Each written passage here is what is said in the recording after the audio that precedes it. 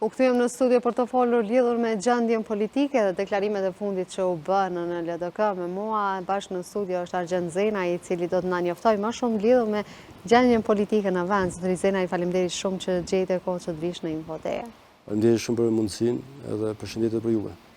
Kemi pa tash së fundi bisedat që dolën të LDK. Si shihni juve këto biseda? Shfaqja e këtyre bisedave pikërisht në kohën ku po pritet formimi i qeverisë së vendit. Unë besoj që të tilla zhvillime jemi mësu ko pas kohë të shohim pas çdo cikli zgjedhjeve në përgjithësa partitë politike. Kësaj radhe u publikuan në lidhjen demokratike të Kosovës. Besoj që nuk është as tragjike për sa i përket komunikimit normal të zyrtarëve të një partie politike, të cilët janë të pakënaqur me rezultatin dhe me pritjet e tyre që kanë pas dhe me rezultatin që i ka dalë pas zgjedhjeve. Po me atë çka u thirrën ata? Unë besoj që me domos që dikush i cili është marrë me organizimin e këtyre votave, me regjistrimin e votuesve,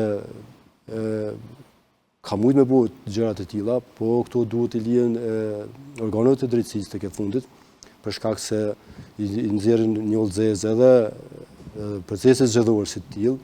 Diaspora jonë nuk ka nevojë që t'i bëhet presion për këtë duhet votuar. Gjithsesi që partitë politike e kemi pa që në këto zgjedhje, sikur në asnjë palë zgjedhje të tjera, ka qenë fokusuar jashtëzakonisht shumë në diasporën tonë, duke harruar se janë po të njëjtit njerëz të cilët kanë ikë po prej Kosove, në këtë Kosovë dhe të cilën kanë qeverisë secila prej këtyre partive që sot janë në parti parlamentare. Mirë, po a mendoni se kjo fokus tek diaspora është bë pikërisht për shkak se lëvizja vetëndosje mori goxha një numër të madh nga diaspora në zgjedhjet e fundit, në zgjedhjet e 2021-s. Pra, ishte edhe kjo arsyeja sepse e kthym kokën ka diaspora? E panë se një hambar, themi, se një hambar elektoral të gjitha partitë politike dhe tentuan, provuan që të funksionojnë në mënyrën e njëjtë siç kishte funksionuar edhe partia vetëvendosje në raport me diasporën tonë, por siç e thash, të gjitha këto parti politike po harrojnë se këta njerëz që sot janë në diasporë janë njerëz të Kosovës, të cilët një shumicë e tyre kanë jetuar edhe pas luftës në Kosovë dhe nga mosmundësitë brenda Kosovës kanë ikë dhe kanë emigruar dhe sot janë quhen diasporë e Kosovës. Dhe duke mos mjaftuar si u kanë pamundësuar që të jetojnë normalisht në Kosovë, kanë ngaren pas tyre edhe në diasporë, duke i thirrur, duke u premtuar gjëra të cilat kanë mujt me i realizu para se me pas nevojë me dalë të njëjtit dhe me u quajt diasporë dhe me u quajt mërgjimtarë dhe një tjetër në kohë me provu edhe me ja u manipulu edhe votën. Të gjitha partitë politike kanë provu që me manipulu votën e tyre. Sot i kemi edhe ankesat e partisë vetëvendosë si partie e parë për kitazi me këto vota edhe është do e pakënaqshme, ka prit më shumë që do të marrë nga kjo diasporë, është do e pakënaqshme dhe rrjedhimisht duhet të gjendet një zgjidhje tjetër nga sa e kemi sot, zgjidhje ligjore, për t'i dhënë shans, mundësi diasporës që të jetë më përfaqësuar në mënyrë direkte në Parlamentin e Kosovës dhe në institucione të tjera, e jo kështu të jetë shpërndarë në të gjitha partitë politike për shkak se kështu mundet me vazhdu me kohën e papërfaqësuar edhe përkundër që ka jashtëzakonisht një numër të madh të votave të cilët marrin pjesë në zgjedhjet e Kosovës. Zotëri Zena, këto biseda që u publikuan të LDK-s, sa do ta dëmtojnë imazhin e LDK-s, po ashtu edhe do të ndikojnë keq në formimin e qeverisë, do të kenë mundësi të jenë pjesë e qeverisë apo jo? Unë besoj që mund të duken si është një lloj presioni që i bëhet Lidhjes Demokratike të Kosovës për të bërë pjesë një qeverie në cilën është edhe partia vetëvendosje, por hezitimi deri tashëm të paktën ai publik, edhe përkundër se ne kemi informatat që privatisht të gjithë po takuan me të gjithë për të parë mundësinë e bashkëpunimit për qeverinë e ardhshme, por kjo është në mënyrë eksplicite se dikush që nuk është pjesë e partive politike, po provon ndoshta që t'i bëj presion LDK-s që të bëhet me partinë vetëvendosje për të formuar një qeveri e cila mund të ishte një qeveri stabile, por të njëjtën kohë t'ia garantonte vetes edhe për një mandat pozitën e presidentes. Kur thoni pozitën e presidentes, e keni fjalën që mund t'i bashkohet ndonjëherë prej këtyre partive presidentja e vendit? ajo nuk ka nevojë domosdoshmërisht të bashkangjitet, por sigurisht që mund të jetë pjesë e këtyre llogaritjeve. Që ka dalur nga LDK-ja. Llogaritjeve, po me do mos që ajo nga LDK-ja ka dalë dhe sot është presidente falë edhe mbështetjes nga elektorati i LDK-s së dikurshme, dhe unë besoj, mendoj, dhe sipas gjitha analizave, del që nëse është duke i bërë presion dikush Lidhjes Demokratike të Kosovës për të bërë pjesë një qeverie ku do të ishte edhe partia vetëvenduese, atëherë mund të na dalë rezultati që mund të jetë dikush nga presidenca, në mos direkt Vjosa Osmani, për t'ja siguruar vetës edhe një mandat 5 vjeçar në kryet e presidencës së Kosovës. Mirë, po tashmë jemi në bisedime, si që thamë, se cili me njëri tjetrin. A mendoni se do të bashkohet edhe dikush tjetër vetëvendosjes përveç nëse hipotetikisht po të themi LDK-ja? Nëse nuk do të jetë LDK-ja, atëherë besoj që partia vetëvendosje, kryeministri Kurdi do të orvatet që të piketoj deputet individualisht mrena Kuvendit Kosovës, por e dim që një qeveri me 61 numra nuk ka qenë asnjëherë jetë gjatë, asnjëherë nuk ka qenë stabile dhe nuk ka kry punë të mira për Kosovën. I patëm 4 vite me partinë vetëvenduese, me një qeveri shumë stabile, e cila po ashtu nuk është që ka realizu projekte madhore për Kosovën, e lëre me në një qeveri e cila është në vazhdimsi në skript të numrave me 61 numra. Pra, partia vetëvenduese nëse synon ta formojë qeverinë për mandatin e ardhshëm, atëherë i duhet me domos një parti shqiptare për të pas një qeveri stabile, ose të bashkëpunoj, të pranoj të bashkëpunoj me listën serbe në kushtet të cilat do të mundeshin me qenë koherente për të dyja palët dhe me komunitetet tjera e jo shumicë, për t'i pas minimalisht 70 numra në Kuvendin e Kosovës. Për ndryshe, në këto matematika, duke mos pranuar asnjë parti shqiptare që të bashkëpunoj me partinë vetëvenduese, atë unë besoj që kryeministri Kurti, siç është mësuar në të kalumen që të ketë qeveri stabile, nuk do të provoj që të ketë një qeveri me kaq pak numra, për shkak se, siç e thash, nuk do të jetë gjatë. Ne patëm një deklaratë zonjës Haxhiu, e cila tha që po bashkëpunojmë, po mundohemi që të bashkëpunojmë me komunitetet jo shumicë në vend. Duke i përjashtuar deklarativisht që janë shprehur, duke i përjashtuar listën serbe, po siç e thash, një bashkëpunim me komunitetet jo shumicë dhe duke i anashkaluar gjitha partitë shqiptare, nuk do të ketë mundësi që të ketë një qeveri stabile. Ai do të mundet me formu qeverinë, por për proceset që e presin Kosovën, nuk mundet me i bu ballë një qeveri me 61 numër. As më pak tani kur kemi shumë në proces ligjet që kanë mbetur për gjysmë. Jo vetëm ligjet, po e kam fjalën edhe për sa i përket dialogut me Serbinë, edhe për sa i përket proceseve integruese, për sa i përket plotësimit të disa prej kushteve për me na u heq masat të cilat i kemi të vendosura që 3 vite. Dhe shumë proceset e tjera, dhe një administratë Trump 2, e cila po ashtu do të ashtoj presionin për sa i përket përmbylljes së dialogut ndërmjet Kosovës dhe Serbisë, dhe kryeministri Kurti, nëse do të vazhdoj të jetë me të njëjtin mentalitet politik siç ishte në 4 vitet e kaluara, nuk do të mundet me i bu ballë këtij presioni dhe do t'i duhet të nshej rrugë me domos. Prandaj unë besoj që do të bëj analizën e vet kryeministri në detyrë, për nëse do të jetë i gatshëm, nëse do të ketë numër stabil për të hyrë një mandati të ri për vitet në vazhdim, që besoj unë se nuk do të munden me përfundu siç e përfundoi mandatin 4 vjeçar të kalumin, por do të jetë një qeveri me gjysmë mandati. Mirë, po si e shihni ju PD-n në gjithë këtë mes i cili po zhvillohet? Po nëse përjashtojmë partinë vetëvenduese si parti e parë, e cila ka detyrimin ligjor, ta themi, për të marrë iniciativën e para për të formuar qeverinë, atëherë që nëse do të dështoj parti vetëvenduese, gjithë barra e organizimit të mundshëm një qeverie nga opozita i takon Partisë Demokratike të Kosovës si partia e dytë për nga numri i deputetëve, dhe rrjedhimisht unë besoj që është duke i realizuar konsultat e veta me partitë opozitare, ndoshta edhe me partinë vetëvenduese, por siç e thash, i takon barra atij si e dyta për të thirrur një mandat nëse do t'i vijë radha nga mos pranimi ose mos mundësia nga partia vetëvenduese. A mendoni se do ta ketë luksin kryeministit të shoj pe dhe të jep timonin dikujt tjetër që ta formojë qeverinë? Unë besoj që Kosova nuk e ka luksin me vazhdu në ngjarje institucional dhe rrjedhimisht besoj që do të thirrin në kokë vetveten edhe partia e parë vetëvenduese, kryeministrin detyrë zotri Kurti, por dhe gjitha partitë tjera që të mos e vazhdojnë shumë gjatë ngjarjen institucional për shkak se siç e dim, e thash edhe më herët, jemi në një periudhë kohore me zhvillime jashtëzakonisht hapshme gjeopolitike dhe Kosovës nuk i intereson, nuk do duhet të interesonte edhe ma tutje të vazhdonte me izolimin siç e kemi pas në këtu 4 vitet e kaluara fatkeqësisht. Mirë, po kemi pa që disa spekulime se Trump do të njësë turnejen e tij në Ballkan.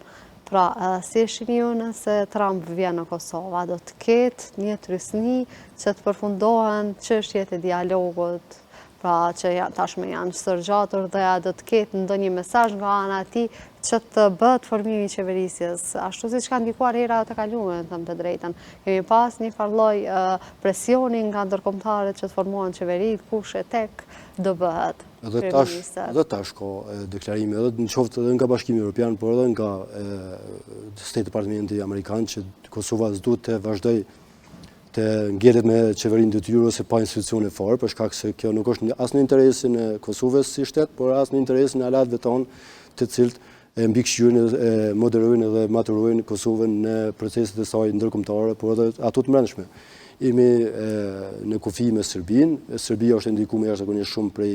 Rusisë edhe Kinës dhe rrjedhimisht nuk i levërdis as Shtetet Bashkuara të Amerikës që Kosova të jetë pa institucione legjitime të dala nga kuvendi i Kosovës pas zgjedhjeve të nëntëshkurtit. Për sa i përket një vizite të mundshme të presidentit amerikan Trump, unë besoj që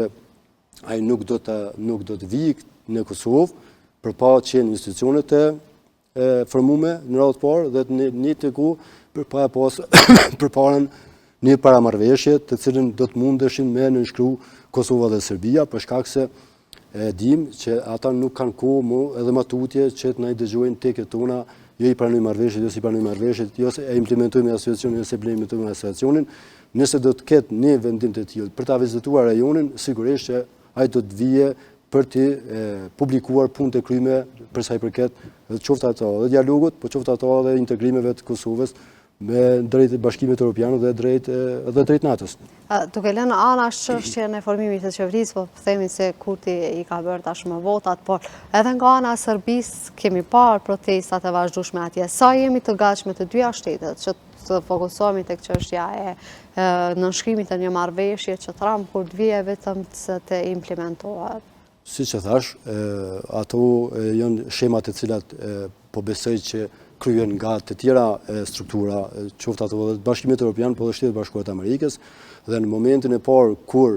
edhe Kosova dhe Serbia e marrin një sinjal zyrtar që presidenti Trump do ta vizitojë rajonin, unë besoj që do t'i bëjmë presion edhe vetvetes, do ta marrin si presion atë çështje dhe do të arrijnë që të ulen në tavolinë serioze të negociatave dhe të përmbyllin këtë proces. Për sa i përket trazirave të mundshme në Serbi, ato nuk janë në interesin e Kosovës as pak, për shkak se mund të presupozohet që mund të kemi ndonjë sulm të tipit Banjskës ose diçka më tepër për të shpërqendruar vëmendjen e opinionit publik për brenda Serbisë nga ana Vučićit dhe për të kaluar te Kosova, të cilën e ka libinë vetme përballë popullit vet, të cilën edhe ashtu është duke qeverisur me autoritarizëm. Po nuk na intereson, nuk do duhet na interesonte shumë për çka po ndodh në Serbi, duhet na interesonte më shumë çka na ndodh neve në Kosovë dhe duhet të kryejmë punën tona për të pas mundësi që të integrohemi në organizatat e Bashkimit Evropian dhe organizata të tjera të vendeve të botës. Dhe do duhet të merreshim me vetveten tonë edhe në këtë rast, në këtë mes, edhe me dialogun duhet të bëjmë presion, ne duhet të bëjmë presion Serbisë që ajo të ulet në të rrezën e negociatave dhe të përmbyllim marrëveshjen me të, për shkak se është në leverdinë e Serbisë që neve na mbajë sa më gjatë të izoluar. Sigurisht, duke ditur se tashmë edhe koha po kalon shumë shpejt edhe bota, po kalon një farë lloji revolucioni me ardhjen e Donald Trump, kemi pa që ka ndodhur shumë ngjarje në vend. Pra, si e shihni juve sa do të ndikojë edhe administrata e tij në vendin tonë, duke ditur se kemi pa disa deklarata të Grenell, i cili ka bërë ka shi gjykatës speciale, pra si keni parë deklaratat e Grenell edhe sa do të ndikojnë ato në vendimin e gjykatës speciale? A do të ketë Shtetet e Bashkuara një verdikt lidhur me gjykatën speciale që të përfundojë më shpejt ky proces? Unë besoj që Shtetet e Bashkuara të Amerikës nuk lëshohen në ndikime direkte për ta mbyllur gjykatën speciale, por sigurisht që do të mundin me bu presion që procesi të kryhet sa më shpejt që të jetë mundur, pas zgjatje të mëdha birokratike dhe një mori e argumentesh, në thoniza, dëshmish të cilat i ka prezentu prokuroria e gjykatës speciale të mos pranohen për shkak se e dim të gjithë mirë filli dhe mos mirë e din Shtetet e Bashkuara të Amerikës se ato ku janë të ndërtuar, ku janë të mbushura me argumente dhe sa të falsifikuara janë ato argumente. Në të njëjtën kohë, nga qëllimi fillestar që është propozuar deri më sot ka ndruar diametralisht ideja dhe për çka ka me konkludu kjo gjykatë speciale, ne fillimisht edhe Shtetet e Bashkuara të Amerikës na kanë sugjeruar për ta formuar një gjykatë të tillë, por me kalimin e kohës, duke kaluar ditët, e kemi pa ku është qëllimi në vetvete i kësaj gjykate speciale. Nuk është për me sjellë drejtësi, është për të bërë një lloj balanci politik ndërmjet Kosovës dhe Serbisë, për ta balancuar deri diku viktimen dhe ata që e ka shkaktuar viktimen, dhe edhe Shtetet e Bashkuara të Amerikës e kanë pa këtë qëllim dhe rrjedhimisht janë të interesuar se sa më parë të përfundoj ky proces i këtyre gjykimeve dhe të njëjtën kohë të japet verdikti për cilën e dim edhe ne, por edhe Shtetet e Bashkuara në këtë rast edhe administrata Trump e din që duhet të ishte lirues për të gjithë të akuzumit, sidomos për ish-presidentin Thaçi dhe zotin Krasniqi, Regjen dhe zotin Veseli, për shkak se e dim të gjithë edhe po dëshmohet çdo ditë që ushtria çlimtare e Kosovës ka qenë burim i revolucionit popullor, i cili ka pas pak nësi përballë represionit të ish-Jugosllavisë, në këtë rast të Serbisë. Ne kemi parë një lobim që Serbia ka bërë karshi e gjykatës speciale duke dërguar shumë njerëz, siç e tha, të porositur nga ata në mënyrë që të njolloset gjykata speciale, por pam edhe një deklarim të Grenell, i cili tha që njerëzit e Interpolit të ndjekur nga Interpoli po japin deklarata atje. U tha që edhe Sigi Raqa, pra siç dihet rasti i tij, është duke dëshmuar në gjykatën speciale. Si keni pa juve gjitha këto zhvillime, duke ditur se kemi një deklarat pra të një zyrtari siç është Grenell, i cili po thotë se janë të njekur nga Interpoli. Kjo është vërtetën e gjithë këtij procesi prej idesë së dhënë dhe deri te konkluda se si do të konkludoj në procesin përfundimtar, në vendimin përfundimtar gjykata speciale, do ta mësojmë në librat e historisë, por sot për sot shihet që kjo gjykatë është krijuar për strukturave për qarqeve që nuk ja duhen të mirën Kosovës në atë forë, që nuk ja ka ndosh mirën as një misie ndërmjet Kosovës dhe Shtetit Bashkuar të Amerikës, as nuk e duan të ardhmen në kushte normale të Kosovës dhe dëshirojnë që të anjullosin me këtë rast, duke provuar të anjullosin ushtrinë çlimtare të Kosovës, luftën e saj për liri, të anjullosin edhe aleatët e Kosovës, siç janë në këtë rast Shtetet e Bashkuara të Amerikës ose Britaninë e Madhe, që kanë qenë dy vendet kryesorë të cilat kanë shtyrë NATO që të intervenojë në të 99 për ta shpëtuar popullin shqiptar nga spastrimi etnik. Pra gjithë lufta bëhet nga strukturat, siç e thash, ruso-kineze, për të anulluar sa më tepër qytetet e mundur Shtetet e Bashkuara të Amerikës dhe Britaninë e Madhe si dy shtyllat kryesore të demokracisë në arenën globale. Dhe rrjedhimisht, nëpërmjet kujt e provojnë me e bu mas mirë këto, nëpërmjet Kosovës dhe nëpërmjet këtij procesi i cili e dim të gjithë, është deklaruar në mënyrë indirekte edhe Dick Marty si propozuesi i rezolutës nga e cila ka rrjedhur gjykata speciale, për shkak se kanë provuar në vazhdimsi strukturat e sigurisë të inteligjencës, qoftë ato serbe ose ruse, që sa më tepër të hedhin politik zezë mbi luftën çlirimtare dhe të njëjtën kohë edhe duke provuar që me këta që po gjykohen në gjykatën speciale po i bojnë presion dëshmitarëve. Në këtë rast i kemi edhe të arrestuar të fundit për bashkëpunim me bijanë serbe, të cilët shemat e të cilëve tregojnë që çush është provuar mu ndërtu dëshmitarët në mënyrë të falsifikuar, duke dhënë të holla, por edhe duke i shantazhuar të njëjtit për të dhënë dëshmi kundër atyre që po gjykohen sot në gjykatën speciale. Pra këtu kemi të bëjmë me luftën ndërmjet politikës perëndimore dhe asaj të lindjes, e cila zatën kohëve të fundit në administratën Biden sa ishim, ka marrë jashtëzakonisht shumë përmasa të frikshme në rajonin e Evropës, pjesë të cilës jemi edhe ne. I nderuar, ne kemi parë që Serbia tashmë ka lëbuar me hapa të mëdhenj në arenën ndërkombëtare, ndërkaq një Kosovë që e pati vetëm një njohje gjatë kësaj periudhe. E sidomos në Shtetet e Bashkuara të Amerikës tashmë që nuk kemi as diçka që mundet me na përfaqësu neve. Sa do ta dëmtoj edhe më tepër kjo gjendje e Kosovës në mos përfaqësimin e duhur të Kosovës në arenën ndërkombëtare. Mos sjelljen e njohjeve të reja që janë shumë të rëndësishme dhe jetike për vendin tonë. Jo e patë edhe sfundmi, një mos koordinim ndërmjet institucioneve të shtetit tek njoja e Kenjas, e cila ishte një njojë jashtëzakonisht e rëndësishme për rajonit për nga vjen, dhe të mos harrojmë edhe ajo njojë, unë besoj që mënyrë indirekte ka ardhur nga ndonjë lobim edhe i ish presidenti Paculli, por sigurisht edhe nga aleatët tonë amerikanë, të cilët kanë jashtëzakonisht shumë ndikim në këtë vend, që është vend më rëndësi në Afrikën Lindore, dhe rrjedhimisht unë besoj që kemi pas një politikë të jashtëzakonisht të vëbekt, jashtëzakonisht të izolume, pa ndonjë agjendë të qartë se ku ka më mri Kosova. Edhe sot kësaj dite ministrja në detyrë Grevalla nuk ka arrit me na tregu sa herë ka qenë në vizitë në New York ose në Washington, me kë është takuar, çfarë rezultati ka mri Kosova nga ato takime, dhe rrjedhimisht nuk e kemi asnjë anëtarësim, as në organizatat evropiane, e patëm dështimin për anëtarësim në Këshillin e Evropës, dhe rrjedhimisht nuk e kemi një kandidim për të bërë pjesë e